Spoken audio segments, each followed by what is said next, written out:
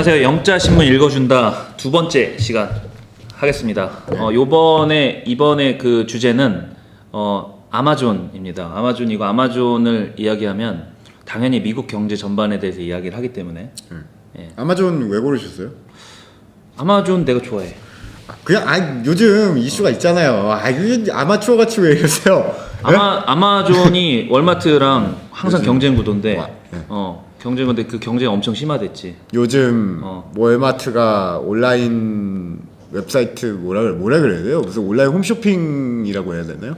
홈쇼핑보다는 큰 개념이죠. 온라인 시장에 본격적으로 뛰어들고 아마존은 이제 또 오프라인을 막 뛰어들고 둘이 경쟁이 완전 심화되고 있죠. 그래서 아마존 이야기를 하고 그 다음에 미국 경제 전반에 대해서 이야기를 하도록 하겠습니다. 근데 지난번에 우리가 처음으로 한번 해보고 지금 두 번째인데 그렇죠. 사람들이 이런 얘기를 많이 하더라고. 일단 자기 소개. 욕을 오질나게 먹었어요. 너네들 누구냐? 누가 왜 하냐? 야 내가 이것만 니네들 뭐 다짜고짜 본론으로 들어가냐? 야, 우리 너무 좀 부족했던 것 같아요. 생각이 너무 짧았어요. 너무 그래서 불친절했어.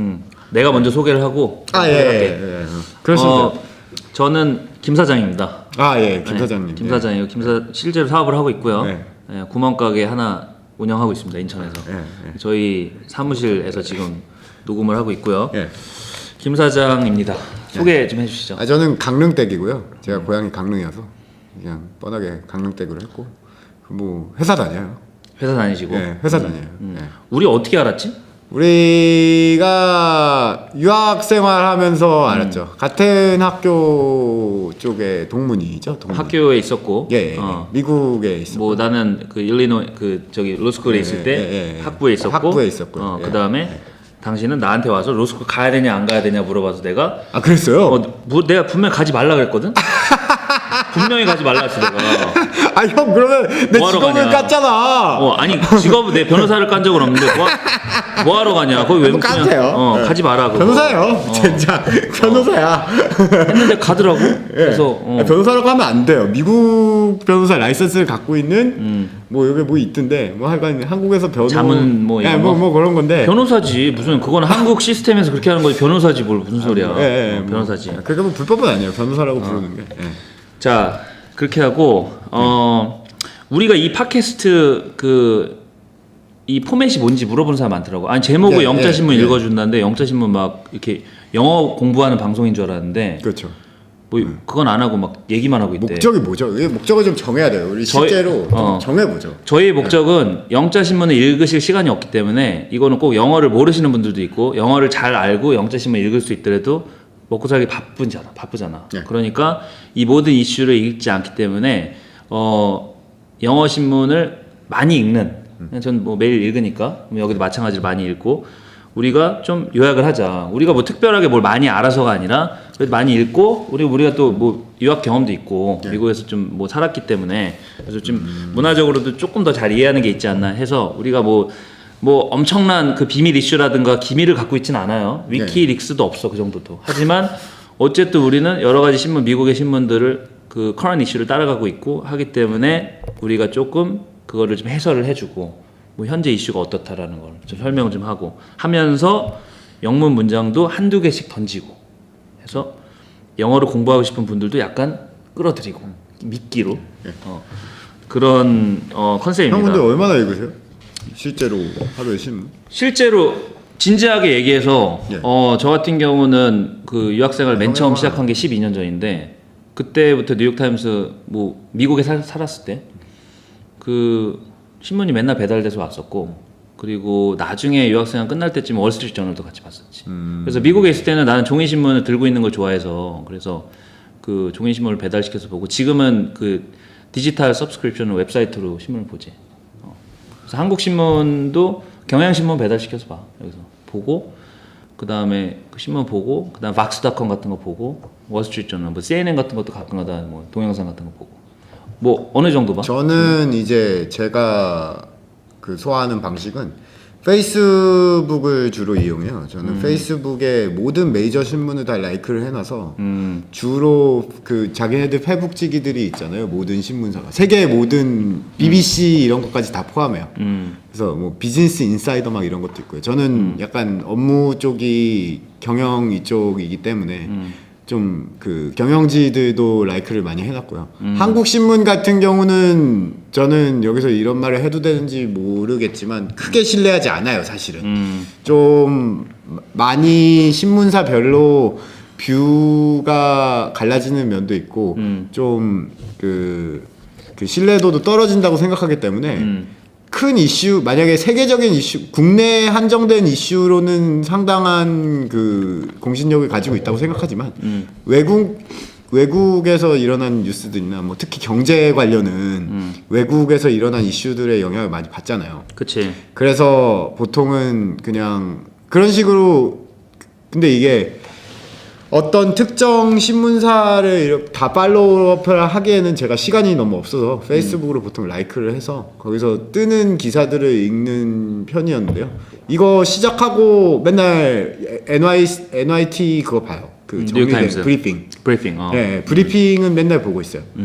그 한국 브리핑은 누가 보내주는 친구가 있고요. 애널리스트 하는 친구가 맨날 보내주는 거 있어서 그거 보고. 뭐 증권과 찌라시 얘기하는 거야? 아니요. 뉴스 정리요. 네. 농담이었고요. 네. 증권가 찌라시도 많이 보내줘요. 그것도 뭐. 예. 요즘에 연예인 누가 누구랑 사귀나요?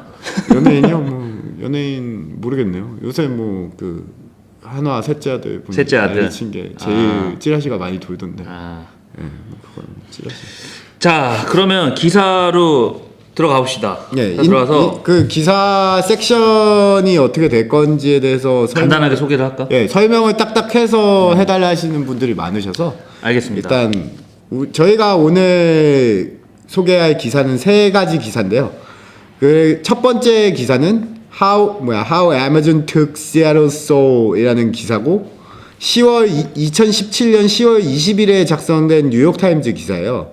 그리고 이 기사를 설명하면서 아마존이 미국에서 얼마나 큰 영향력을 가지고 있는 회사인지에 대해서 설명할 거고요. 그걸로 끝날지는 모르겠지만. 그리고 두 번째 기사는 The Amazon Walmart Showdown That Explains the Modern Economy라는 기사고요. 그 6월 16일 2017년에 쓰여진 기사고, 그리고 이 기사를 통해서 지금 저희가 아까 처음에 설명했던 아마존하고 월마트의 대결 구도와 그것이 내포하고 있는 의미에 대해서 얘기를 할 거고요. 그리고 마지막으로는 Inside Amazon Wrestling Big Ideas in a Bruising Workplace라는 기사인데요. 이거는 좀 오래된 기사인데 그 2015년에 나온 기사인데요. 이게 되게 유명한 뉴욕타임즈 기사고 아마존이 저희가 설명하는 기조들이 아마존의 어떤 면들을 보여주고 있는지 가장 잘 요약한 기사라고 생각해서 이 세 가지 이야기를 해볼 겁니다. 예. 첫 번째 바로 들어갑시다. 예. How Amazon Took Seattle Soul. 이게 기사를 보면은 아마존이 어떻게 시애틀의 영혼을 뺏어갔는가.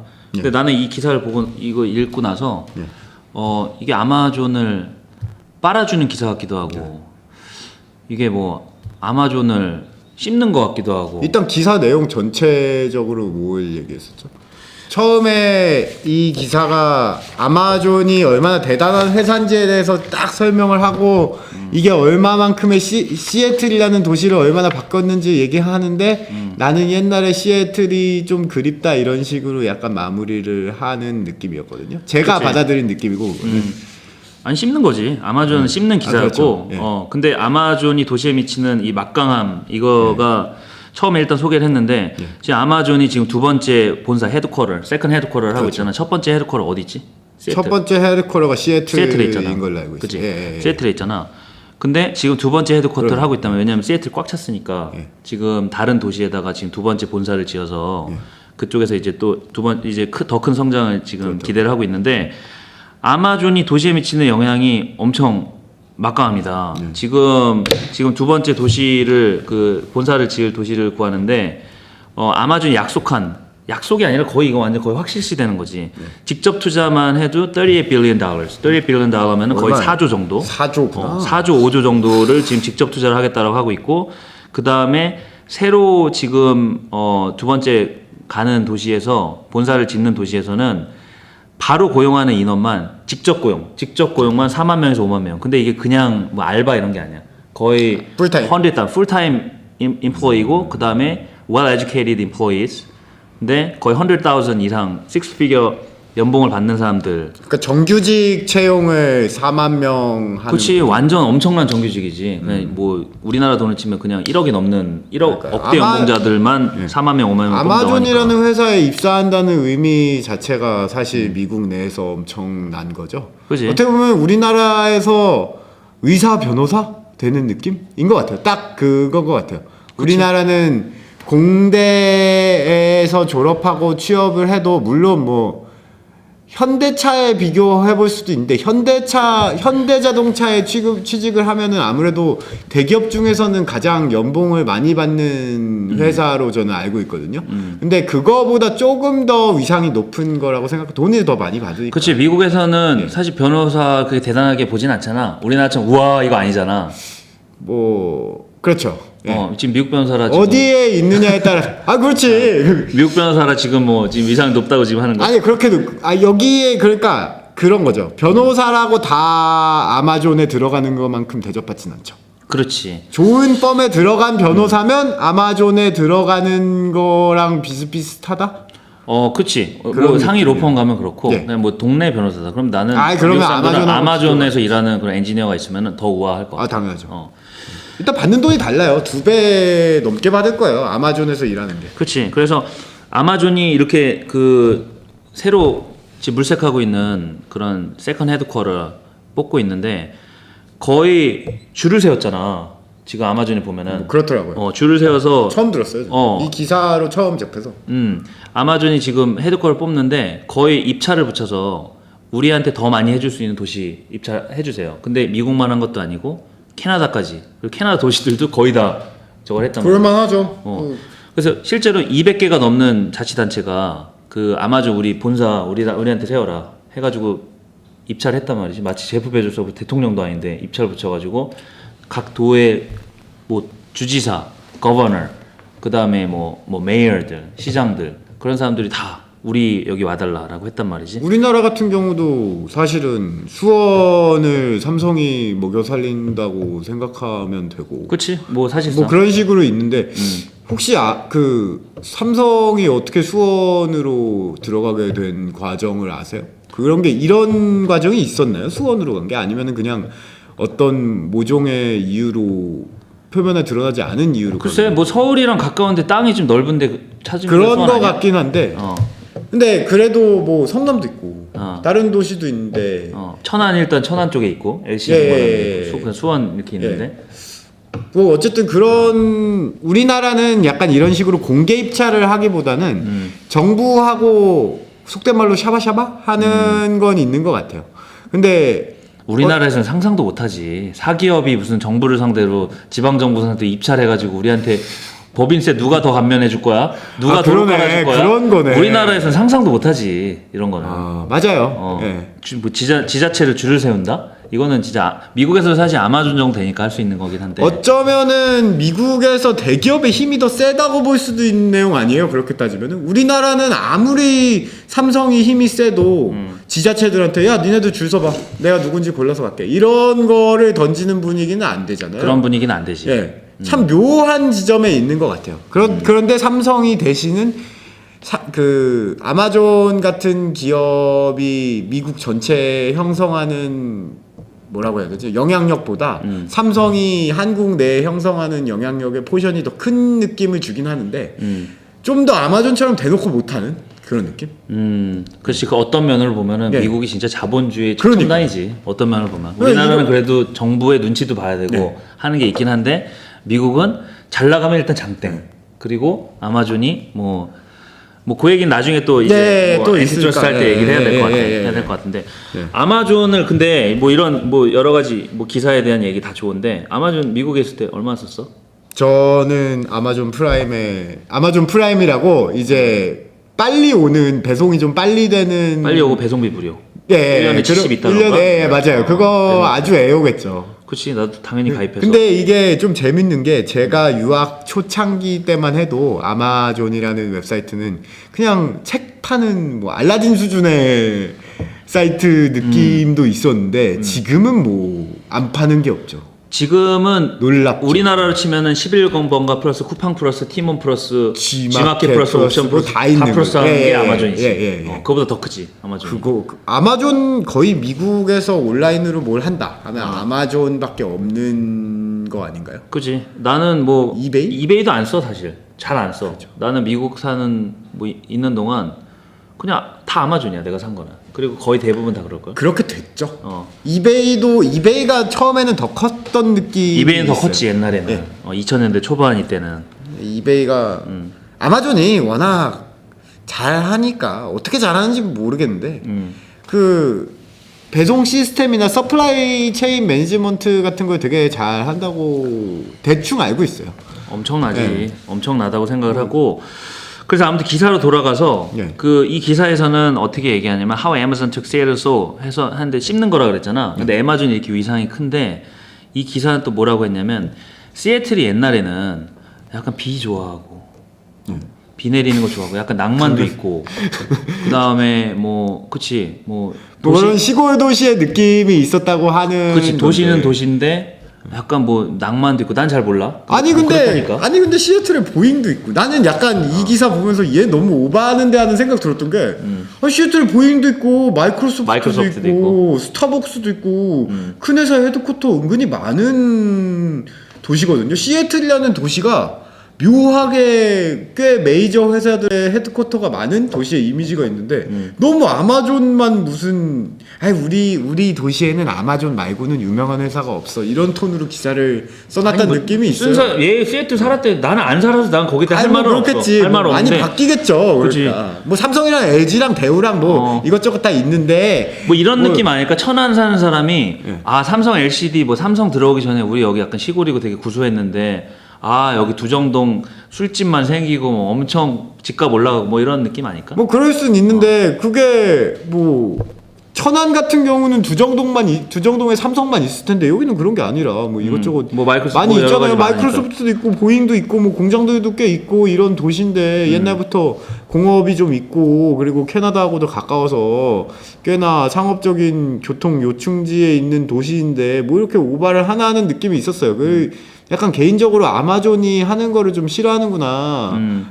자기가 개인적으로 좋아하던 무슨 작은 책방들이 아마존 때문에 없어졌다 뭐 이런 얘기를 하는 거 보니까 그리고 일단 개인글 기고고요. 그치. 근데 좋은 정보를 전달해 주고 그리고 상당히 글솜씨가 있는 사람이 아마존이라는 회사에 대해서 좋은 의견을 내놓은 글이긴 하나 약간 전체 뭐라 그러지 평균적인 사람들이 공감하고 있는 바를 대변하고 있는지는 잘 모르겠어요. 나도 그렇게 생각하진 않아. 개인적인 주관이 많이 들어갔다고 생각을 하고 다만 뭐 여기에 대해서 나는 개취니까 자기가 물론이죠. 개취니까 뭐 이게 뭐 도시가 발전되는 거 좋아하는 사람도 있고 그다음 뭐 옛날에 뭐 시골 뭐 이렇게 있는 거 좋아하는 사람도 있고 하기 때문에 나는 거기에 대해서 글쓴이에 대해서 뭐 이렇게 평가하고 싶지 물론이죠. 않고. 이 사람이 이렇게 여기서 이런 문장을 썼어. 뭐라 쓰냐면 The character of Seattle, a rain-loving communal shrug has changed. Now we are a city on amphetamines. 지금은 약간 뽕 맞은 도시다. 예. 돈 벌려고 혈안이 돼서 뭐 이런 얘기를 하고 있고. 시애틀 안 가봐서 모르겠다. 그래서 다음 기사 한번 가볼까?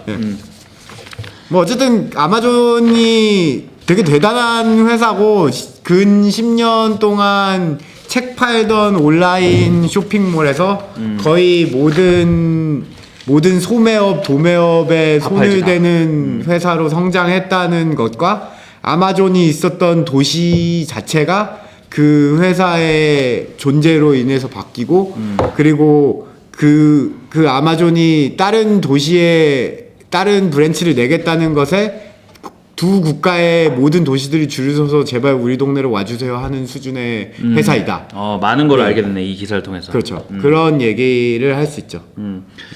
다음 기사는 제목이 The Amazon Walmart Showdown That Explains the Modern Economy 이거거든. 근데 나는 이거 제목 처음 봤을 때 아마존하고 월마트하고 둘이 경쟁하는 얘기겠다. 이게 사실 오늘의 메인 요즘 가장 핫한 토픽을 대변하는 기사죠. 예. 그래서 이걸 보자마자 헤드라인 보자마자 쇼다운이잖아. 둘이 예. 맞짱이잖아. 쉽게 얘기하면 쇼다운이랑 맞짱이라는 얘기잖아. 그 아마존 월마트 장이 맞짱 뭡니까? 대결. 대결인데 맞짱. 월마트는 예. 월마트는 오프라인 유통의 대명사, 아마존은 온라인 유통의 대명사니까 그렇죠. 그런 거였는데 읽고 나서 보니까 그런 내용이 전혀 아니야. 전혀 아닌 것까지라기보다는 그게 메인이 아니죠. 그게 메인이 아니야. 네. 설명을 하면 뭐냐면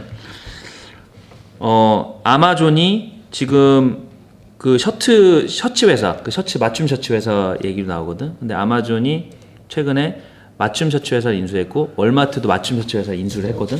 아마존은 뭐였어요? 월마트는 무슨 기사 그건 뭐 정확하게 그건 모르겠어. 뭐 보너버스인가 그건 예, 월마트가 인수했고 샀고. 아마존도 셔츠 뭐 브랜치가 있고 해서 그렇죠. 근데 이제 셔츠 브랜치 얘기는 아니야. 그렇죠. 근데 정확하게 뭘 얘기하고 있냐면 이렇게 그 셔츠를 인수를 했는데 아마존이 셔츠 회사가 아니잖아. 월마트가 셔츠 파는 데가 아니잖아. 근데 월마트가 셔츠류를 팔기는 하죠. 꽤 큰 포션을 차지하고 있는데 이렇게 프리미엄 셔츠 브랜드를 왜 사야 하지? 하는 의구심. 여기서 얘기하는 그 셔츠 회사는 인수된 셔츠 회사는 맞춤 셔츠거든. 맞춤 정장. 예. 그래서 재단사가 와서 몸 사이즈 재고 그 다음에 좀 비싼 거, $200 넘어가고 막 이런 것들 그런 것들인데 그 정도로 좋은 회사예요?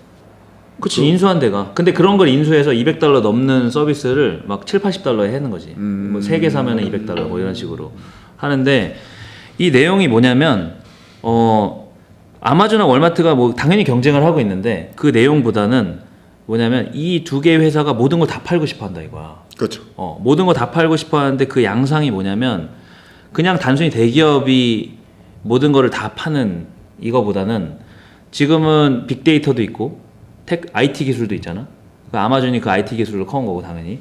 그런데 이런 모든 고객들의 개인 정보, 그 다음에 이 모든 고객들의 몸 치수, 사이즈 뭐 이런 것들 있잖아. 그런 것들을 데이터를 갖고 있고 이 사람들의 구매하려고 하는 그런 습관들, 그 purchase habit 이런 것들, 그 다음 이 사람들의 구매 패턴, 소비자 정보, 그다음 앞으로 이 사람이 어떤 걸 구매할 것인가까지 예측을 할 수 있잖아. 실제로. 이제 이런 기업들은 그렇죠. 빅데이터를 갖고 있으니까. 그래서 이 기업들과 조그만 재단사들, 그 동네에 있는 그런 재단사들하고 경쟁이 안 되거든 이제는. 네. 근데 예전에는 대기업이 셔츠를 팔 수 없었어. 왜냐면 맞춤 셔츠를 해서 재단사가 가야 되고, 그리고 보통 사람들이 우리 동네에 있는 재단사가 수십 년 동안 거래를 했고 내 몸의 치수를 다 갖고 있고 막 가서 뭐 인사도 하고 뭐 아저씨 뭐 얘기하고 네. 뭐 우리 경주사도 그렇죠. 오고 뭐 네. 이런 재단사들이 있는 그런 시장이었는데 근데 이제는 아마존하고 월마트가 들어와서 빅데이터를 이용하고 이 사람들 개인 정보 같은 거를 막 이용해서 구매 패턴도 파악하고 앞으로 뭘 사고 싶은데 제시해주고 트렌드도 제시해주니까 그거 한국 대기업들이 똑같이 하는 거 아니에요? 근데 그게 한국 대기업들 따라하고 있지. 뭐가 다른? 그냥 이게 그런 얘기를 하고 있는 거예요. 그래서 인컴 이니퀄리티 뭐 예. 불평등이 결국은 모두가 소위 말하는 큰 기업들이 다 해먹는 그림을 얘기하고 있는 거예요. 형이 약간 제가 보충 설명하자면은 이 아마존과 월마트의 대결 구도가 재밌는 거는 이 둘이 딱 들었을 옛날 지금 가지고 있는 이미지만 봐도 이 둘이 왜 경쟁 회사야라는 느낌이 들잖아요. 하나는 온라인 쇼핑몰이고 하나는 오프라인 쇼핑몰이니까 이거는 소위 대형마트지, 말하면 이게 대형마트죠. 뭐 이마트랑 G마켓이랑 경쟁한다고? 이런 완전 디렉트 컴페티터라고? 그러니까 직접적인 경쟁자라고 보여지지는 않는 두 그룹인데 이제 월마트라는 그룹이 성장을 해서 온라인 마켓 쪽으로 브랜치를 뻗치고 그리고 그 마켓의 일환으로 셔츠 회사도 사고 하는 거 아니에요. 좀 더 이렇게 소비자를 이해하는 방식의 폭을 넓히기 위해서 그런 움직임들을 보여주고 그 반대로 아마존은 제가 최근에 읽었던 기사 중에 뭐가 있었냐면요. 아마존이 이게 미국에 보면은 온라인 우리나라도 마찬가지일 거예요. 온라인 시장이 커지면서 이렇게 옛날 동네 백화점들이 많이 죽었잖아요. 상권이. 이제 아마존이 그 백화점들을 많이 산대요. 동네에 있는 백화점들. 예. 아. 뭘 하려는지는 아무도 몰라요. 근데 이게 아마존이 웃기는 회사인 게 아마존이 진짜 좀 얘네들이 뭘 하려는 거지 하고 아무것도 모르겠는 짓들을 많이 해요. 예를 들어서 큰 그림이 있는 거지. 아니 큰 그림 없이 그냥 끝나는 것도 있는 것 같아요. 이게 아니, 당연히 많겠지. 이노베이션 하다 보면. 뭐가 있었냐면요. 제가 최근에 읽었던 경제 기사 중에 자기는 이 경제 기사는 아마존하고는 별개의 경제 기사였어요. 그 어떤 2명의 사람이 있는데 교과서 값이 비싸잖아요. 대학교 교과서는 막 한 권에 뭐 한국도 그렇지만 몇십만 원씩 하잖아요. 원서들.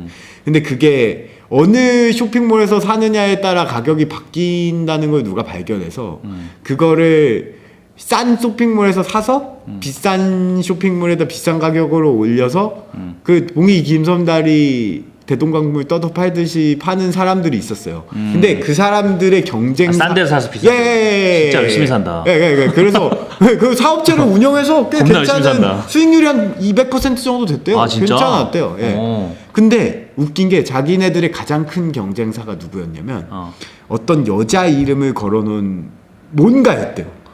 어떤 여자의 이름을 걸어냈대요. 자기네들은 회사 이름을 걸어냈는데 그 여자가 사는 책의 양이 자기네 몇 배였대요. 근데 그 여자를 트랙다운 하면은 없대. 그럼 뭐 보신가? 아마존으로 추정된다. 아 진짜. 네. 아마존이 근데 공식적으로 얘기는 안 얘기 아무도 안 우리가 사드린다 이런 거 얘기 안 이거 하고. 되게 이게 제가 어디서 마켓플레이스 약간 소름 끼친다. 팟캐스트인가에서 그런 거를 많이 하는 것 같아요. 아마존. 약간 그 AI를 이용해서 막 사드리는 거네. 그렇죠. 그러고 나서 자기네들이 하는 거를 똑같이 하고 있는 걸로 보이는 게 왜냐면은 이렇게 많이 살 필요가 없는데 자기네들도 엄청 많이 사는데 그걸 죽이는 건가 그 서비스를? 이제 뭐 그럴 수도 있고요. 뭐 목적이 뭔지는 아무도 몰라요. 그래서 그 전문 기자들이 이 여성이 누구인가 하고 찾아왔는데 못 찾았어요. 나도 그런 비슷한 얘기 들은 적 있어. 이게 뭐냐면 아마존인지 몰랐었어. 근데 기자들이 뭘 했냐면 미네소타인가 하여튼 정확한 위치는 모르겠어. 근데 뭐 맞아. 맨날 도시도 막 이상한 데에다가 미드웨스트 이런 데 소도시야. 그것도 잘 몰라. 근데 소도시에 보면 어디 뭐 한국으로 보면 고성. 그렇지. 고성 뭐 이렇게 뭐 장흥 뭐 이런 데 있잖아. 뭐 이런 데 있잖아. 그런데 미국은 그런데 조그만 공항이 하나씩 있잖아. 그렇죠. 우리 살던 샴페인에도 공항 있잖아. 무한공항 있어요. 한국도 전라도에 무한공항 있고 뭐 양양은 그래도 꽤 잘 안 쓰는 공항. 그런 공항이 있는데 그 공항에 비행기들이 갑자기 엄청 많아진 거야. 원래 동네 공항에 비행기 많지 않잖아. 근데 그 비행기도 막 보잉 747 같은 엄청 큰 화물기 같은 게 막 온 거야. 어느 날부터 되게 많아. 근데 레이블이 없어. 뭐 어디 항공사라든가 뭐 UPS라든가 뭐가 있어야 되는데 비행기 흰 거 다 없어. 레이블이. 되게 근데 어느 날 보니까 되게 많고 왔다 갔다 하고 막 짐도 싣고 막 이래. 알고 봤더니 그거 다 소유주가 아마존이었어. 그게 아마존 이름으로 소유가 되어 있어. 아마존 잉크로 소유가 돼 있어. 아마존 주식회사로 소유가 돼 있는데 기자가 그것도 아마 뉴욕타임스였을 거야. 내가 이런 게 체크다운 해보니까 뭐냐면 아마존이 페덱스의 그런 물류 서비스를 지금 테스트를 하고 있는 거야. 테스트 드라이브를 하고 있는 거야. 근데 얘는 테스트 드라이브 하는데 내가 정확하게 기억하는 게 그때 화물기 있잖아. 약간 보잉 747 정도 되는 대형 화물기를 22대를 사서 발표 안 하고 테스트 해보고 있는 거야. 그래서 아마존이 무시무시한 회사예요. 그지? 그 동양에서 그 아시아에서 오는 그런 물류가 엄청 많잖아. 그거를 직접 차리려고 하고 있다. 페덱스를. 근데 또 아마존은 그대로 안 하잖아. 그걸 그렇죠. 다 AI, 아티피셜 인공지능을 이용해서 무인기도 돌려보려고 하고 무인으로 해서 다 운영하고 이런 거를. 드론 회사도 사지 않았나요? 아마존이? 그럴걸 아마? 드론 실험도 어디 아프리카에선가 했었던 것 같아요. 되게 큰 드론으로. 아프리카가 아니라 미국 시골이었나? 그러니까 아마존이 되게 이상한, 그러니까 그런 느낌이죠. 창의적인 중소기업 등골 빼먹는 대기업? 그런 느낌? 저는 아마존 별로 안 좋아해요, 사실. 한국 대기업이 약간 그런 유통 구조를 장악을 해서 그래서 그 밑에 단계에 있는 그런 벤더들을 나는 착취까지라고 얘기하고 싶진 않은데 아마존이요? 아니면 한국 대기업 얘기하는 거야. 왜냐면 그 밑에 착취한다고 얘기하니까 하는 얘기야. 그런 한번 얘기해보죠. 뭐. 한국 대기업도 뭐. 유통 구조를 장악해서 그 모든 단계에서 그 밑에 단계 피라미드 밑에 있는 벤더한테 너무 큰 그 시장에서 그 디스프로포셔네이트한 맞아요. 정상적으로 착취라고 하기는 좀 문제가 있죠. 컴페티션을 하고 있긴 하죠. 그래서 나는 그런 양상을 가지고 있는 거는 한국 대기업이 그런 양상을 많이 가지고 있다고 생각을 하거든. 네. 근데 아마존은 난 조금 다르다고 생각하는 게 기술을 이용해서 IT 기술을 이용해서 컴페티션 실제로 이기고 있는 거지. 근데 그렇게 한국의 대기업도 그런 식으로 따지자면 이 지역에서의 가장 효과적인 방법으로 컴페티션을 이기고 있는 거라고 볼 수 있잖아요. 근데 경제에서 나는 정상과 비정상을 나누는 기준은 얼마나 퍼펙트 컴페티션, 그 완전 경쟁에 가까운가라고 보거든.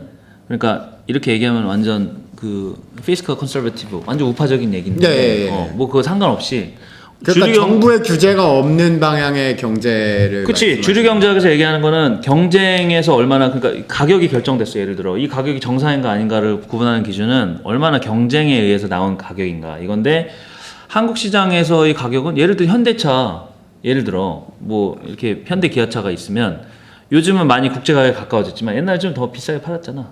또는 아니면 그렇죠. 뭐 약간 예, 품질이 좀 떨어지든가. 맞아, 비싸게. 그러니까 요거는 현대차 갖고 있는데 이런 얘기해서 미안해? 정도요.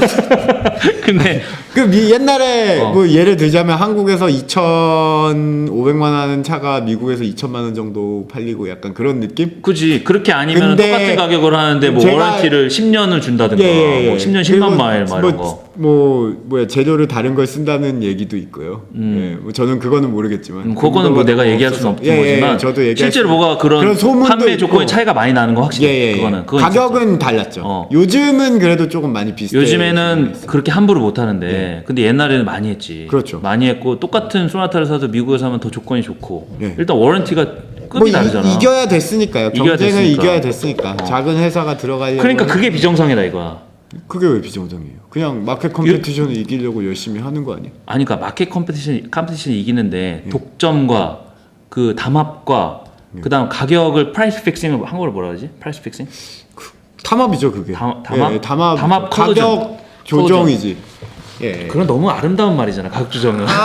프라이스 픽싱은 그게 아니라 그냥 담합이네. 담합이에요. 담합일 거예요. 담합이 여러 명이 모여서 그렇게까지 몰라요.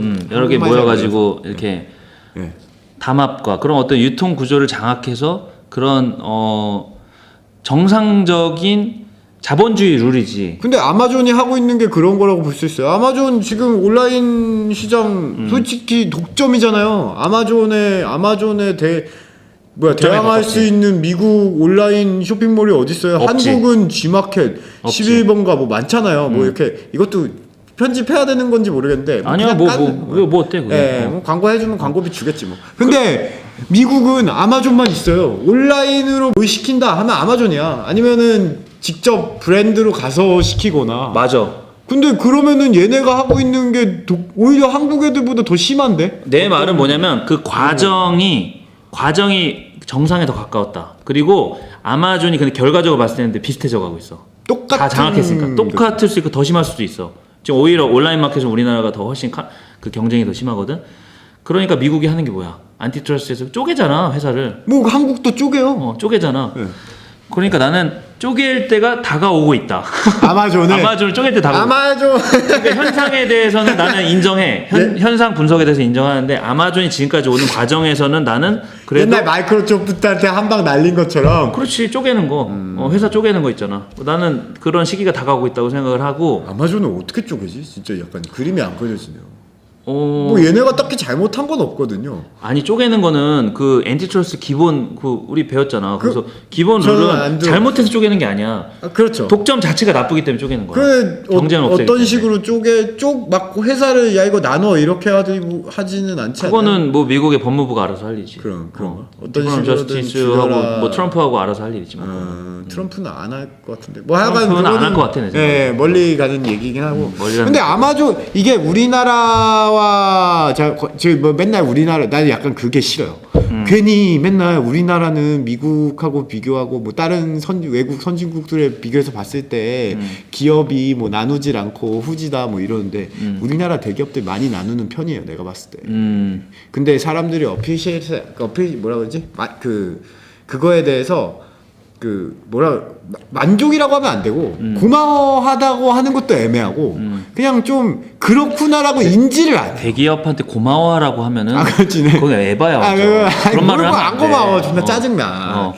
짜증난다고 하면 안 되는데 근데 대기업들이 그래도 실제로 사회적으로 공헌도 많이 하려고 하고 기부도 하는 편이고 뭐 물론 박근혜한테도 기부를 했지만 뭐 말한테도 기부를 하고 그런 일은 불미스러운 일이 있었지만 뭐 그거 삥 뜯는데 어떡하겠어. 저는 개인적으로 그렇게 생각해요. 자기네들도 나름의 고충이 있고 그리고 수원 같은 경우도 수원도 있고 그리고 서울시 땅을 샀잖아요. 10조 원 주고 그거 가지고 현대가. 엄청 욕하는데 그거 서울시한테 기부한 걸로 봐도 되거든요. 사실은 우리가 너희들 덕분에 물론 뭐 사카린에 해서 역사를 타고 올라가면은 한국에 있는 대기업들은 모두 옛날에 군사정권의 비호를 받은 역사가 있긴 해요. 거의 대부분 뭐 LG 정도를 제외하면 제 생각에 대우도 그런 거 알력관계에 의해서 망했었고 그렇게 역사를 타고 가면은 뭐 그런 정경유착의 역사.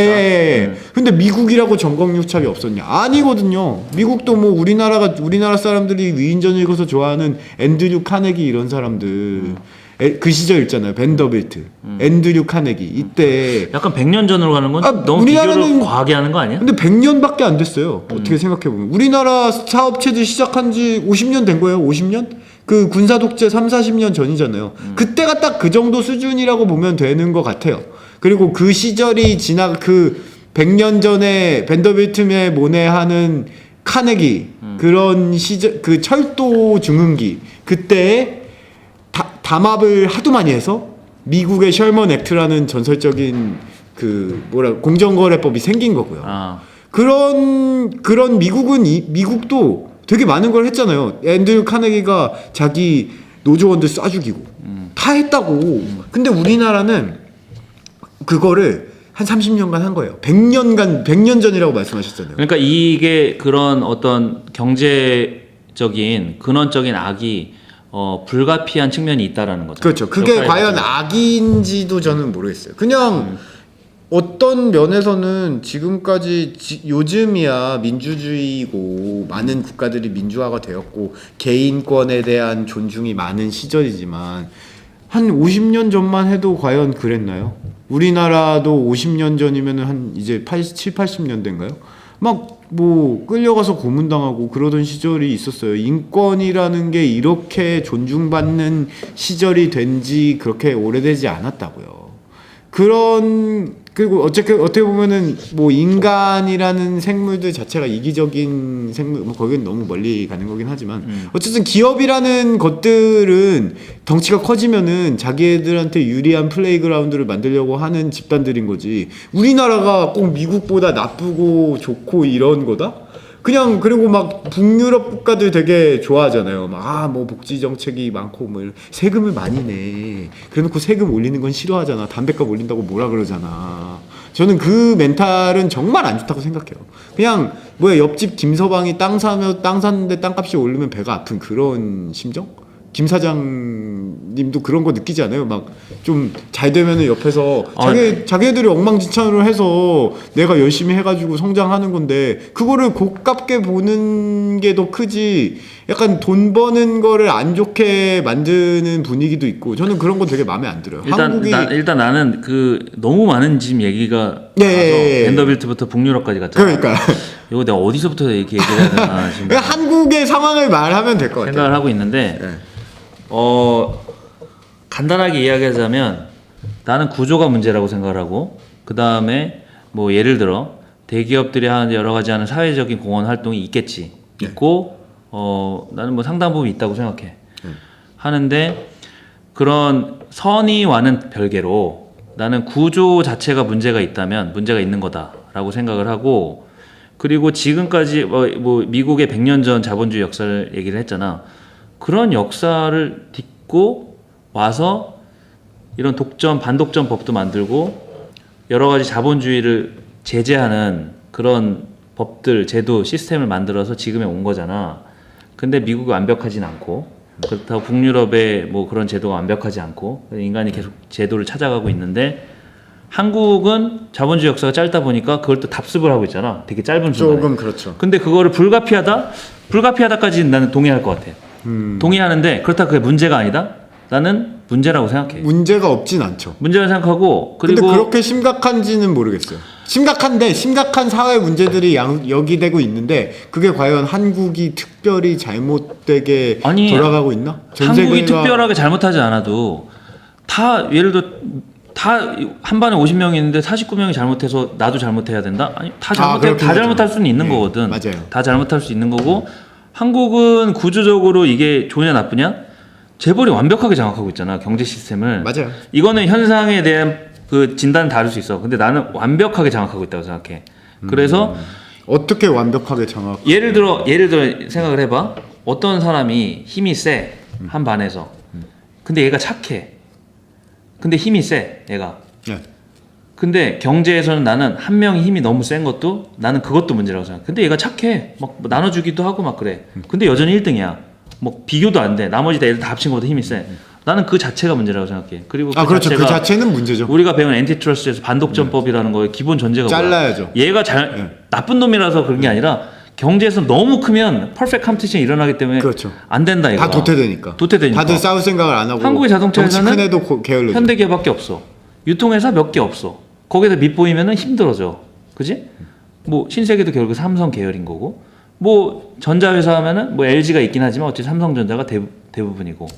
그 나는 이런 경영진들의 그런 대기업의 경영진들이 선의가 없다? 뭐 그렇게 생각하진 않아. 다 열심히 일한다고 생각을 해. 그래서 잘한다? 잘하는 거 좋다 이거야. 전 세계 나가 좋은데 구조 자체가 문제다. 그리고 많이 나아졌고 예전만큼 권력자들한테 돈을 막 갖다 주고 그러진 않잖아. 그렇진 않죠. 그렇진 않잖아. 뭐 최순실 뭐 이렇게 조금 있긴 하지만 그거는 뭐 아예 있긴 하지만 503 누님께서 삥을 뜯으셨지. 있긴 하지만 그렇지만 다 인정하더라도 나는 구조 자체는 문제다. 그리고 문제죠. 한국 재벌이 완벽하게 경제를 완벽하게 장악하고 있는 거. 뭐 현상에 대한 인식은 다를 수 있어. 나는 근데 완벽하게 장악하고 있다고 생각을 하고 그러면 얘가 착한 1등도 1등이고 착한 독점도 독점이다. 그렇죠. 그 아마존이 나는 괜찮은 회사라고 생각해. 선이라고 생각해. 나는 아까 뭐 제프 베조스의 개인적인 성향에 대해 얘기가 달랐는데 그렇지만 나는 다가오고 있다.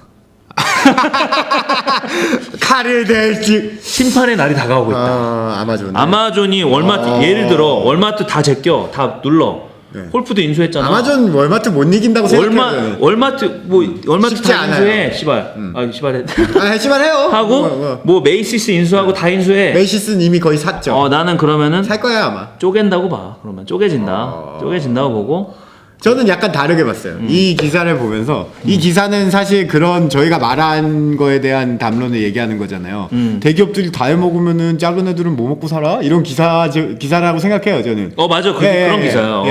근데 이거에서도 어쨌든 아마존하고 월마트의 대결 구도가 요즘 핫 이슈니까 그거에 대해서도 얘기를 하는데 이 모든 소매 도매업 이 리테일 구조를 둘이 먹을 것 같아요. 월마트와 아마존이 이미 많이 먹었어. 이미 그렇게 되어 있는데 온라인 시장의 50 몇 프로를 아마존이 다 먹고 있고, 그러니까 단 하나의 기업이 나머지 다 합친 것보다 많은 거는 책을 다 아마존이 이거 판다고 생각하면 돼요. 개새끼 아니야? 지들이 다 해먹어? 나도 유통을 하고 있잖아 지금. 근데 누가 하나 다 먹? 야 진짜 상상할 수 없는 네이버 일이거든. 쇼핑 네이버 쇼핑 얘기. 말 좀 해봐요. 네이버 쇼핑 나 진짜 싫어하거든. 아니 최저가 검색 있잖아 가격 검색. 이거 왜 만들어 놓은 거야? 도대체? 저는 잘 몰라요. 이거 어떻게 해야 되는 건지. 그러니까 이거 듣는 분들이 잘 모르실 수도 있으니까. 네. 나는 이제 수입 무역과 유통을 하고 있잖아. 네. 하고 있는데 네이버 쇼핑을 보고 거기 최저가를 막 찾아 사람들이. 뭐 찾는 게 아니야. 그냥 거기 가격 수준으로 잘안 보는데. 가격 수준으로 리스팅을 해. 네. 그 최저가 하면서 우리한테 우리밖에 없는 제품이거든. 우리가 디자인해서 만들었으니까. 네. 근데 해서 그 제품 여기 최저가 17,000원인데 그거 왜 19,000원에 팔아요? 이래. 근데 17,000원이 뭐냐면 우리가 이제 공급을 하잖아. 네. 공급을 하는데 어떤 업체가 그냥 미친 척하고 자기 마진 없이 그냥 내려버린 거야. 왜? 아, 더 많이 팔려고. 아. 그거는 막 상품평을 얻으려고 하는 경우도 있고 그냥 뭐 미친 애들 많아. 미친 애들. 그냥 마켓 쉐어를 늘리려고. 미치거나 바보거나 둘 중에 하나인 애들이 많아. 그래 최저가를 없는 아이들. 최저가 검색한다면 전화해. 왜 이거 17,000원에 안 팔아요? 우리는 용팔이한테 거래하는. 그렇지. 근데 네이버 지식 쇼핑은 알고리즘이거든. 네. 얘네들이 네이버 그 사람들이 하는 게 아니야. 네. 근데 이 업체는 이미 없어졌어. 망해가지고. 바보짓 하니까 망하잖아. 그게 많구나. 엄청 많아. 거짓 회사. 엄청 많고 네. 이게 큰 문제가 뭐냐면 페이크 어카운트. 고객들한테도 별로 좋은 게 아닌 게 뭐냐면 되게 저도 그 뭐 직방이나 이런 소위 어떤 특정 가격을 가진 물건을 포스팅해서 그 물건으로 경쟁을 시키는 웹사이트들의 고질적인 문제 중에 하나라고 들었어요. 소위 뭐 속된 말로 하면 가라로 가격을 낮춰서 그치. 전화하면 이 가격이 아니라요. 가짜 매물. 예, 가짜 매물. 이거는 거의 뭐 모든 쇼핑몰이 가지고 있는 문제점이죠. 심지어 아마존조차도 가짜 매물이 없다고 할 수는 있겠지. 없잖아요. 있는데 근데 약간 스크리닝 시스템이 더 강하니까. 근데 이게 진짜 문제가 뭐냐면 근데 가격 비교 서비스라는 게 없던 게 아니야. 애누리 다나와 다 하고 있었어. 다 나와 근데 있었죠. 애누리 있고 다나와 있던 시절에 뭐냐면 가격 비교 서비스들끼리 경쟁을 해. 경쟁을 하고 그 서비스들끼리 더 품질을 높이고 스크리닝을 하고 막 하거든. 근데 네이버는 문제가 뭐냐면 자기네가 검색 시장의 70-80%를 먹고 있다는 그 위치를 이용해서 만들어 버리기 때문에 사람들이 사실상 네이버 지식 쇼핑 최저가 검색만 쓰도록 강제해 버려. 그러니까 이 시장 자체를 미꾸라지 같은 거 혼탁하게 만드는 거지. 네이버는 진짜 네이버는 정말 저는 요즘 네이버 운영하는 꼴을 보면 일단 검색을 치면은 얘네들은 나는 일단 뭐 하는 회사인지 모르겠어요. 무슨 언론 회사도 아니고 뉴스 플랫폼도 예전보다 구려졌어요. 그래서 다음 카카오에서 많이 가져갔고, 그리고 다음 카카오가 요즘 오히려 뜨죠. 새로운 개념들 많이 하니까. 많이 하고 다음 카카오는 저는 되게 좋게 보고요. 네이버는 일단 검색을 쳐도 뭐 블로그만 나와요. 블로그만 나오고 자기네가 뭐 없어요. 뭐 이렇게 제가 어떤 거를 검색하면은 좀 공식적인 웹사이트나 그런 것들을 원하는 건데 그게 아니라 뭐 블로그든 이거를 설명해놓은 블로그 저희가 이거 설명해 드릴게요 이런 글만 뜨고, 그러니까 얘네들이 검색 엔진을 하는 회사인가 하는 의심이 들 정도로 수준이 점점 떨어져요. 예전엔 이 지경은 아니었던 느낌이거든요. 근데 요즘은 점점 수준이 떨어지고. 검색의 퀄리티가 안 좋다는 얘기는 내가 옛날에 회사에서 일하던 시절 막 10몇 년 전부터 있었고, 근데 어쨌든 시장을 장악을 했고 우리나라 안에서 그렇죠. 했는데 그거를 이용해서 그거를 잃고 있다고 보는 거죠. 그것도 잃고 있는데 그거를 이용해서 뭔가 다른 이런 서비스를 한다는 게 뭐 기존의 이런 어떤 재벌들의 행태와 유사한 면이 있다.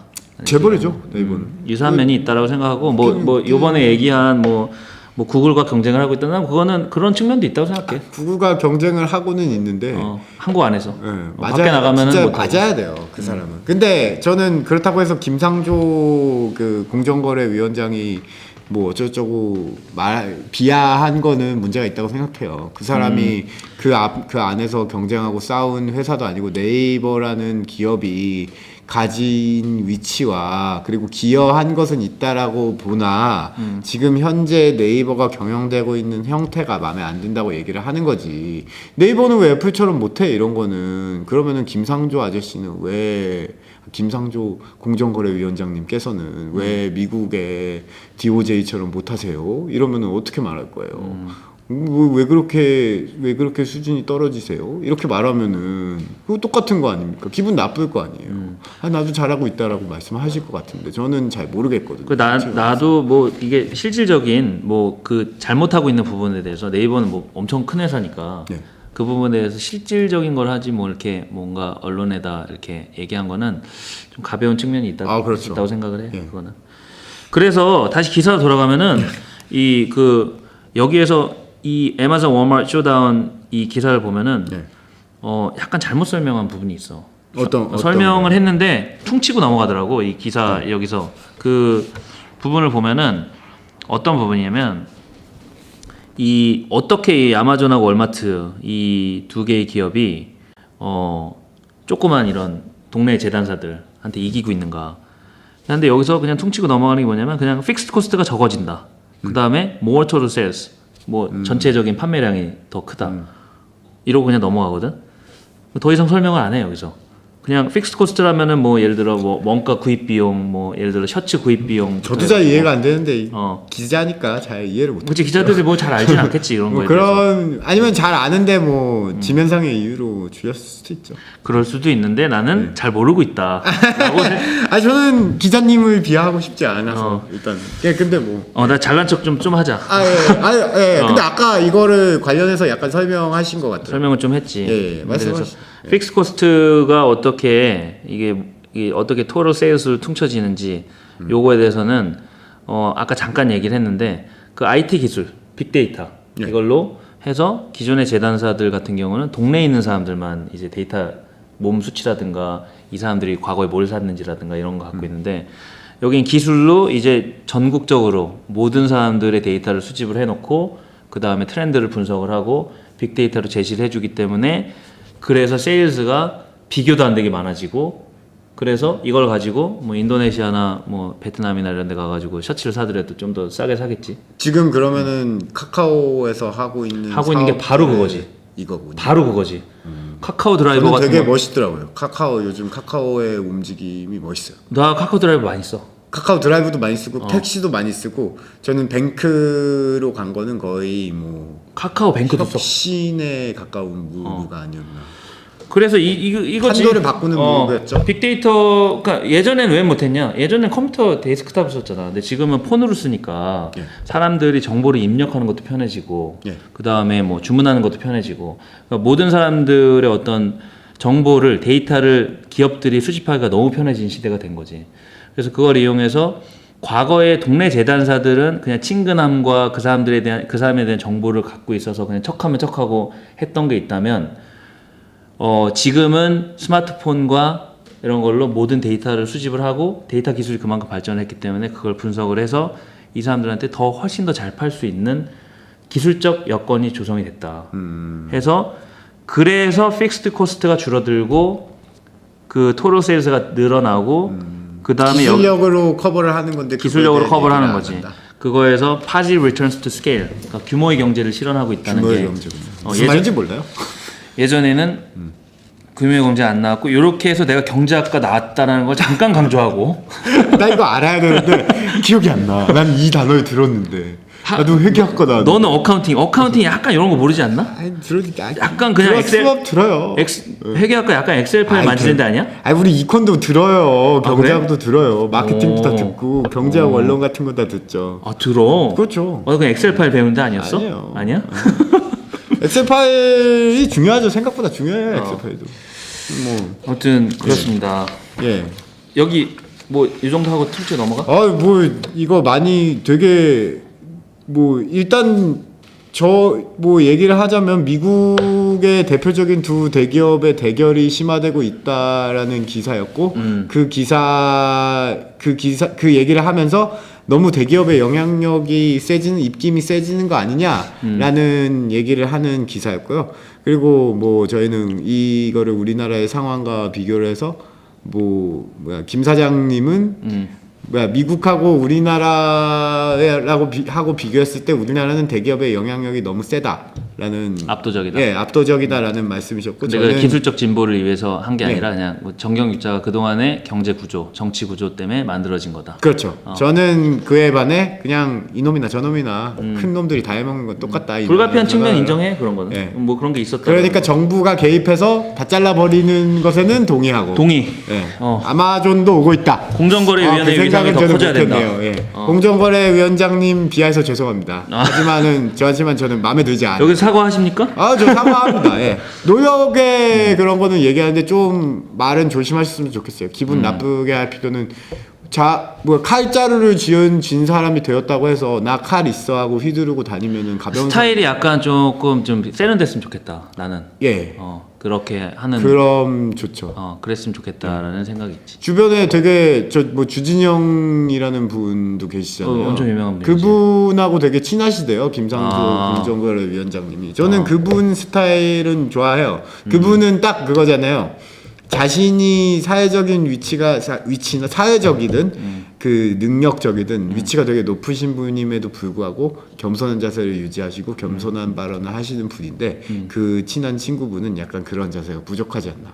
근데 이게 공정거래위원장이라는 위치에 계신 분이 그런 말을 하는 거는 교수 자리에 계실 때 하는 말하고 무게감이 다르다는 것은 상기를 하셔야 될 것 같아요. 권력이 있기 때문에 네, 더 뭔가 그 절제된 말로 표현이 그러니까 필요하다. 대기업들이 위축이 실제로 되기 때문에 실제로 되기 때문에. 공정거래 뭐 이게 뭐 김 사장님 생각에는 한국의 공정거래위원회는 아직 미국만큼의 힘이 없다라고 뭐 생각하지만 비교도 안 되지. 예, 근데 그거는 너무 전교 1등하고 비교를 하는 생각이라고 저는 생각하고요. 그렇지. 뭐 미국- 실질적 권한이 있으니까. 한국의 공정거래위원회도 상당한 힘을 가진 단체이고 그래서 뭐 진짜 대기업 하나가 어떤 필드에서 마음에 안 들면은 되게 아프게 할 수 있는 단체이기 때문에 실제로 눈치를 많이 보고 있는 상황일 텐데 지금 그리고 정부 기관들한테 힘을 실어주는 뭐라고 해야 되나 정권이잖아요.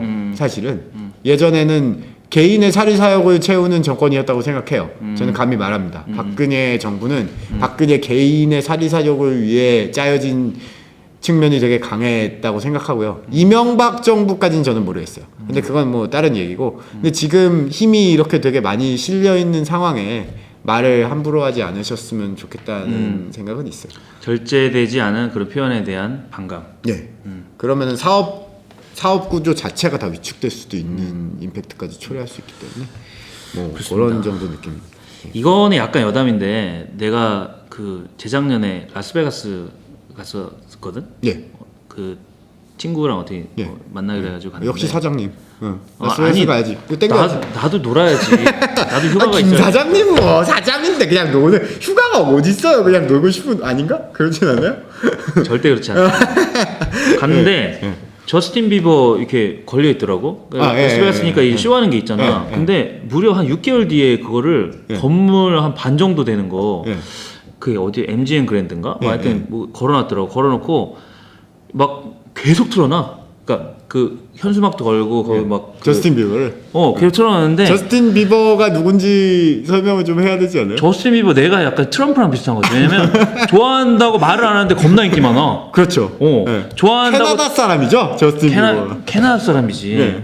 그냥 캐나다 사람들한테 와 캐나다 사람들 자랑스럽겠다 얘기하잖아. 뭐 우리나라 사람이 얘기하지 말라고. 쫓아내라고 다시. 갖고 가라고 실제로 갖고 가라 그래. 예. 그래서 저스틴 비버 보면은 욕한 사람 엄청 많고 막 놀림도 많이 받잖아. 예. 약간 옛날 브리트니 스피어스 느낌으로. 예. 근데 인기는 좀 엄청 많은 것 같아. 예. 근데 갑자기 왜? 네가 이 얘기 하자며. 저스틴 비버? 아니 그거는 형 이게 우리가 너무 딱딱한 얘기만 한다고. 그렇지. 근데 이게 약간 얘기가 이게 그 커뮤니케이션에 에러가 있었는데 저스틴 이게 지금 이슈 원래 어떤 식으로 말씀을 드린 거였냐면요. 저스틴 비버가 셀레나 고메즈랑 다시 사귄다는 뉴스가 지금 장안의 화제인데. 진짜? 네, 형 누군지도 모르잖아요. 진짜 관심 없다. 되게 중요한 뉴스예요. 셀레나 고메즈라는 빅스타가 원래 옛날에 저스틴 비버랑 몇 년을 나도 솔직히 그렇게 관심 없는데 그러니까 이게 어떤 느낌이냐면 그 고 김주혁 씨께서 김지수랑 다시 사귄다 뭐 이런 느낌. 헤어졌다고. 뭐 그런 느낌 정도로 생각하시면 됩니다. 그래서 그런 꼭지를 넣으면 좋겠다 하신 건데 어쨌든 근데 저스틴 비버라는 이런 얘기를 해보는 것도 좋을 것 같아요. 저스틴 비버가 미국 컬처에서 상당한 영향력을 끼치고 있는 사람이잖아요. 영향력 있지. 나는 뭐 오늘 방탄소년단이 그 아메리칸 뮤직 어워드 거기 쇼에 나가서 한 거 보고 깜짝 놀랐어. 나는 방탄소년단이 인기가 많다 그러더라고요. 아니 막 떼창을 하더라고 거기서 하는데 뭐 그렇다고 들었어요. 동양에서 바로 온 그 미국화되지 않은 그런 아이돌 그룹이 미국 메인스트림 대중을 상대로 그냥 막 콘서트가 아니라 아메리칸 뮤직 어워드 엄청나잖아. 거기에서 공연을 메인 쇼에서 하는데 그 정도의 반응을 보인다는 거는 시대가 많이 변했죠. 시대가 변했다. 난 이거는 싸이의 힘일 수도 있어요. 싸이가 밑바닥을 깔아놓은 거지. 그렇죠. 멍석을 깔고 그리고 동방신기도 생각보다 영향을 저는 많이 끼쳤다고 그랬다며, 생각해요. 아직도 동방신기도. 기억나는 게 제가 대학교 다니는데 동방신기 포스터를 벽에 붙여놓고 있는 여자애들이 있었어요. 아 진짜? 백인인데. 백인인데. 네. 아 근데 그때만 그게 해도 10년 전이에요. 그때만 해도 10년 동방신기 넘었죠. 좋아한다 그러면 약간 뭔가 좀 이렇게 약간- 못생긴 뭐 이렇게 좀 동양인들만 괜히 이렇게 배도 좀 나오고 이런 편견 마이너리티 느낌이 있었잖아. 예, 그렇죠. 근데 뭐 지금 방탄소년단은 그냥 메인스트림에서 인기가 있는 느낌. 맞아요. 나는 이게 너무 놀랍더라고. 되게 많이 올라왔죠. 한국의 K-팝이라는 문화는 이미 동양권은 다 잡고 있는, 문화적으로는 잡고 동양권은 그랬는데 미국의 메인스트림 으로도- 백인 어디언스를 얻었다는 거는 난 되게 놀라운 일인 그리고 것 같아. 어떻게 이게 뭐 약간 다이내믹 자체가 전체적으로 변하고 있다는 느낌도 있어요. 중국이 많이 성장한 관계로 중국인들이 가지고 있는 어떤 관념이 세계에 많은 영향을 끼치는데 아, 한국 그치. 연예인들이 중국에서 인기가 많고 그리고 그런 면들이 알게 모르게 그 다른 뭐 그 전까지 백인 국가라고 불려졌던 국가들의 문화 관념에도 많은 변화를 끼치고 있고 그것의 뭐 한 면이 아니었나. 그러니까 동양에 대한 인식이 내가 미국에 처음 갔던 게 2005년인데 네. 그때 그러니까 중국에 대한 인식은 당연히 엄청나게 바뀌었고. 그렇죠. 전 중국 사람들 고마워요. 중국인들이 커가지고 동양인들 제가 대학 그 미국 처음 갔을 때는 저는 미국 이름을 안 썼어요. 일부러 곤조로. 나는 한국 사람인데 내가 왜 미국 이름을 써? 이런 강릉이네. 괜찮네 그거. 네, 진짜 마인드가. 이름 진짜 어렵잖아요. 괜찮은 내 이름. 사람이네. 네. 근데 나는 어쨌든 미국 변호사까지 갔어요. 나 영어도 꽤 잘하고 뭐 엔간한 미국 놈들보단 영어 잘한다고 생각해요. 감히 말합니다. 안 그러면 난 굶어 죽는 그거니까요. 직업이니까. 근데 그때는 이름 제대로 못 부르는 사람이 없었는데 요즘은 슈퍼맨가도 불러요 그냥. 깜짝깜짝 놀라게 불러요. 뭐 그래서 막 커피 부르면 내 이름 쓰거든요. 아무 생각 없이. 그럼 불러주고 다 중국 사람들이 늘어나서 그런 게 익숙하지 되게 이제 동양 예, 문화에 굉장히. 그러니까요. 굉장히 방탄소년단도 그런 것이 아니었나. 그래서 저스틴 비버를 빨리 빌보드에서 이겨라. 라는 셀레나 고마즈랑 사귄대요. 그렇습니다. 그건 사귄다고 하고요. 아, 그 아마존 월마트보다 더 바이럴했을 수도 있어요. 그 뉴스가. 아 그러겠지. 예, 뭐 그렇게 그런 아이스 브레이커 역할이었어요. 예. 좋다. 대놓고 아이스브레이커를 했고요.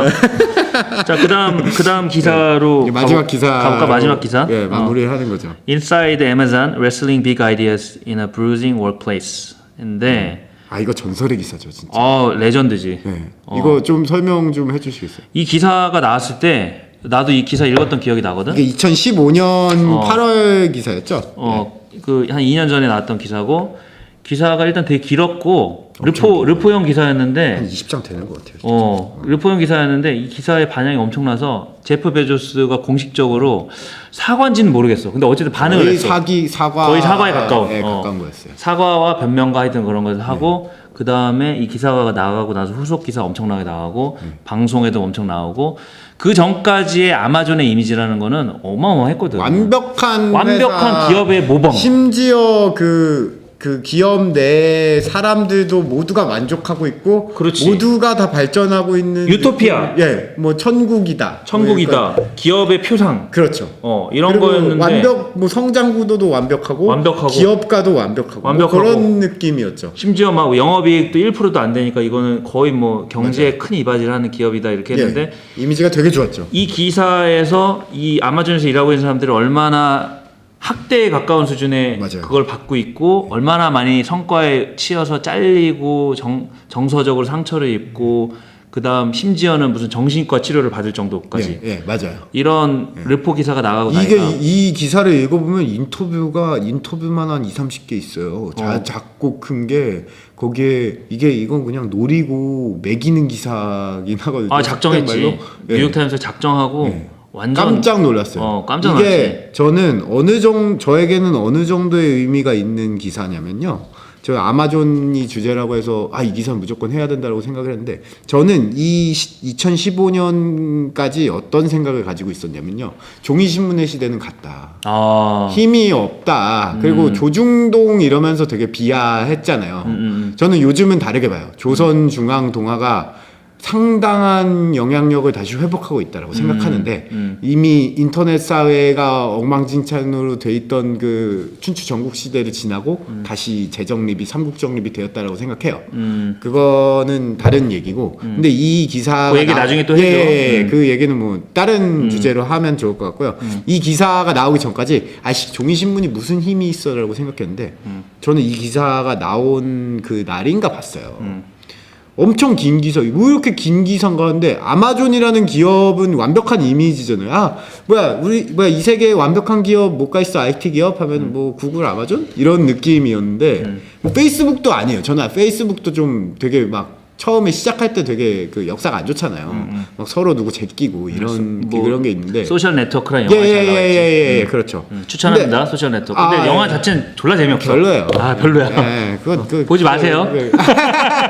데이비드 린치 좋아요. 뭐 약간 근데 이 기사로 아마존이라는 그 기업 거대 기업이 신문사의 기사 펜대를 든 기자의 기사 하나로 그렇게 엄청난 손해를 보고 엄청난 손해였지. 네. 지금까지도 나는 감내하고 있다고 생각해. 그렇죠. 그 손해를. 그리고 신문을 안 읽는 친구들도 그때 예전에 아마존 기사 있었지 하는 정도의 영향력이거든요. 그지. 이 기사는. 후들후들 거리겠지. 예. 이 정도 기사였으면 이 정도 반영했으면 웬만한 기업은 망했을걸? 그러니까요. 진짜? 아마존이 아직 진짜 제프 베조스가 대단하긴 대단한 사람인 것 대단하지. 같아요. 천재지. 예. 근데 이 기사는 거의 신문이 저희가 영자 신문 읽어주기 아닙니까 그래도 요즘 신문이 읽어줄만 하고 신문의 영향력이 아직은 살아있는 정도가 아니라 되게 크다 생각보다 라는 힘을 보여준 기사라고 생각합니다. 그래서 기사 내용을 잠깐 얘기하자면 이 내용이 뭐냐면 아마존이 이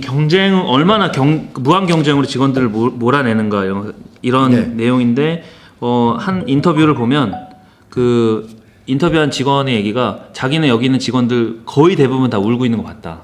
네, 뭐 그렇게 얘기를 다 큰 하더라고요. 어른들이 회의실에서 막 공격을 받아가지고 막 얼굴 감싸고 나오는 건 뭐 부지기수고, 그다음 실적에 의해서 잘리는 건 뭐 당연한 얘기고, 그다음 여기서는 그 서로를 좀 특이한 게 약간 그 구호가 있대. 무슨 I am peculiar. 그러니까 나는 특이한 사람이에요. 뭐 있어요. 막 이상한 나는 거. 특이한 사람이에요가 여긴 칭찬이야.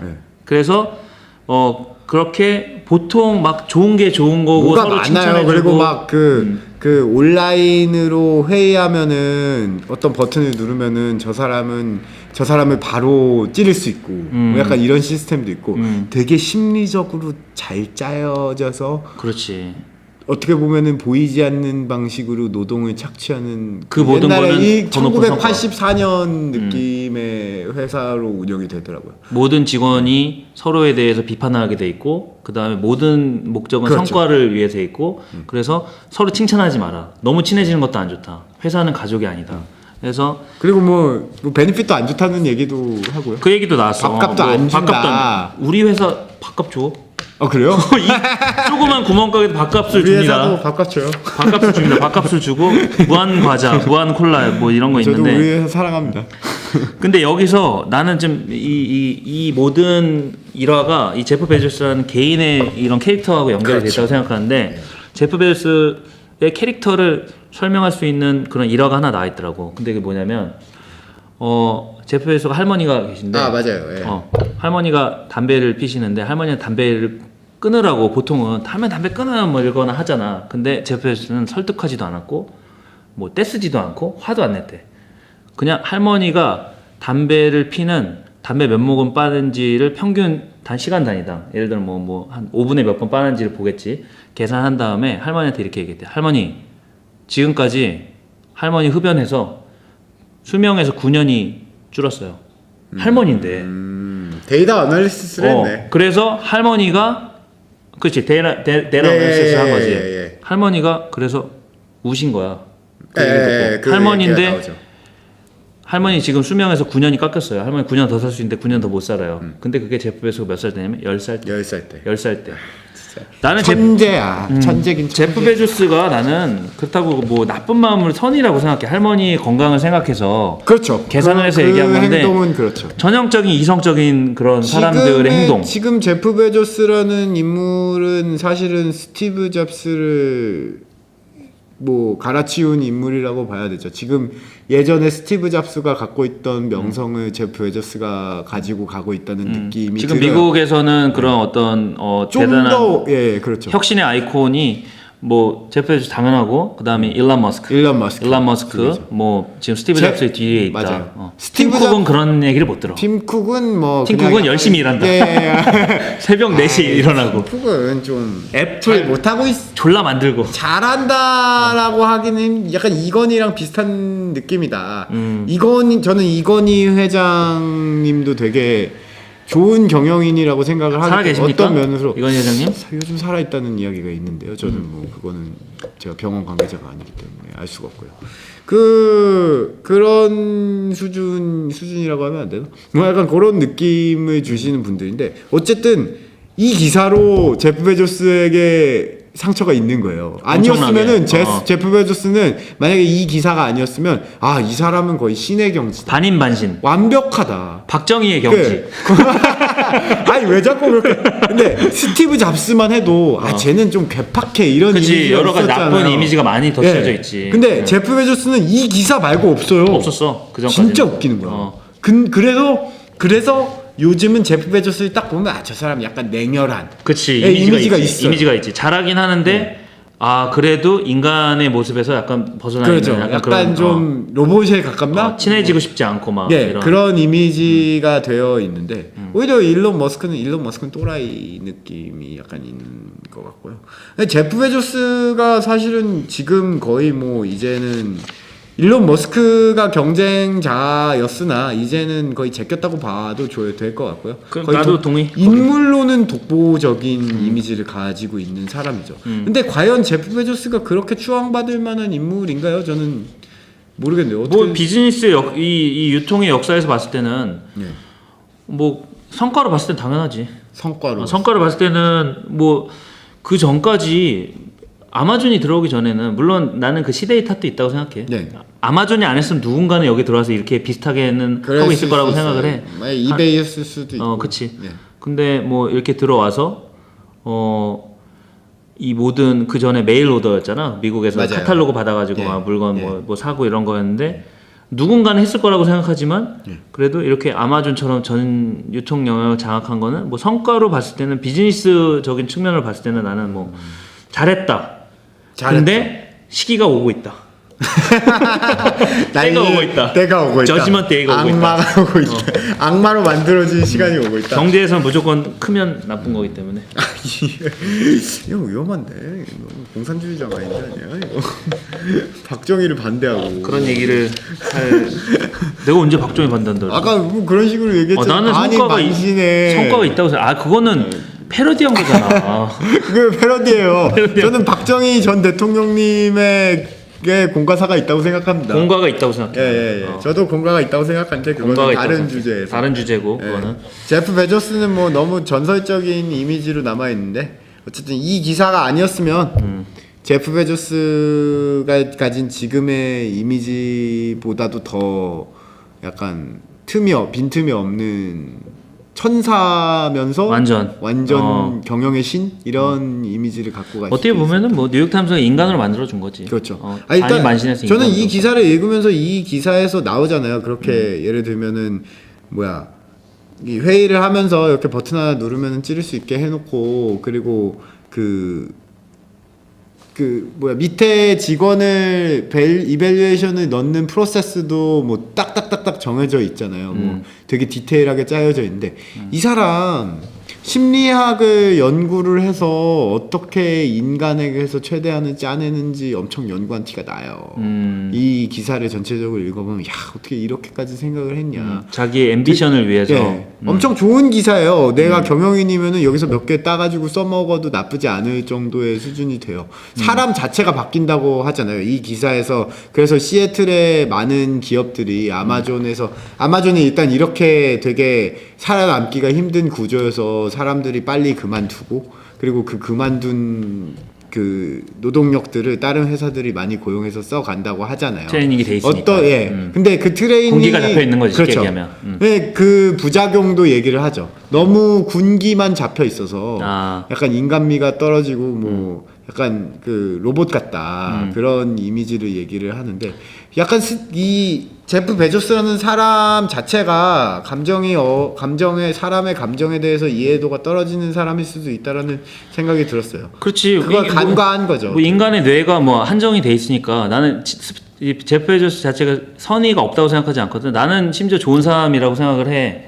개인적으로는. 예. 근데 이제 아무래도 이런 계산에 빠르고 그 다음에 생각하는 것 자체가 이성적인 거고, 그러니까 할머니한테 이 사람이 할머니 감정을 나쁘게 하기 위해서 한 건 아닐 거 아니야. 그렇죠. 근데 자기 나름의 선의를 표현하는 방식이 그거였기 때문에 당연히 엄청난 상처가 된 거지. 저는 이렇게 생각할 수도 있을 것 같아요. 이 사람은 약간 사이코패스 기질이 있는 있다. 사람인데 어쨌든 근데 인간에는 있는 거예요. 나는 나의 할머니가 오래 살길 원해.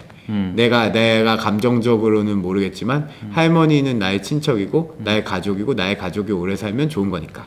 거기서 약간 진짜 그런 만약에 프로그래밍이 되어 있는 느낌. 얘 진짜 만약에 나쁜 놈을 만들 수 있는 게 뭔지 알아? 어떤 거요? 제프 베조스가 만약에 담배 피고 수명이 줄어드는 건 효율적이지 않아. 그러니까 피지 말아야 돼. 이런 정도 생각을 했으면 그럴 수도 있어요. 이러면 진짜 놀랍지 않아요. 이러면 놀라운 거지. 그러면 그런 사람일 수도 있다라는 생각이 들더라고요. 저는 이 기사 되게 오랜만에 읽었는데 다시 읽으면서 와 이렇게까지 디테일하게 짜내면 이 사람은 근데 짜내가지고 사람들이 못 견뎌서 나오잖아요. 그치. 그걸 계산을 못한 거야. 자기가 봤을 때는 아니 왜 그걸 못 견뎌? 근데 그것까지 나는 계산한 거 이렇게 알까 혹시? 했는데 턴오버 레이트까지 그럴 계산해서 수도 있어요.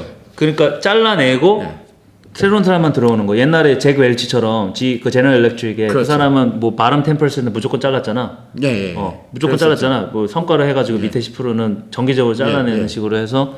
근데 그 사람은 약간 어떻게 보면은 다르다고 볼 수도 있는 게 힘든 시기에 들어가서 살려야 되는 사람이긴 했으니까 그렇게 볼 수 있는데 이 사람 저는 약간 사람 감정에 대한 이해도는 조금 떨어지는 사람일 수 있겠구나. 그럴 수도 있겠다는 생각이 듭니다. 라는 느낌이 들었어요. 제프스 인터뷰 보잖아. 근데 예. 굉장히 잘 웃는다. 아, 그래요? 좋은 사람처럼 인터뷰를 보면은 계속 웃어. 그 생각해보니까 웃는 것도 아는 거지. 지 혼자만 그거는 웃는 건가?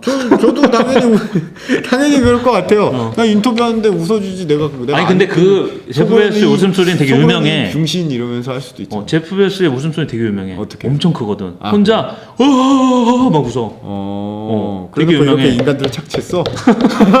독특한 인간이네. 웃으면서 착시해.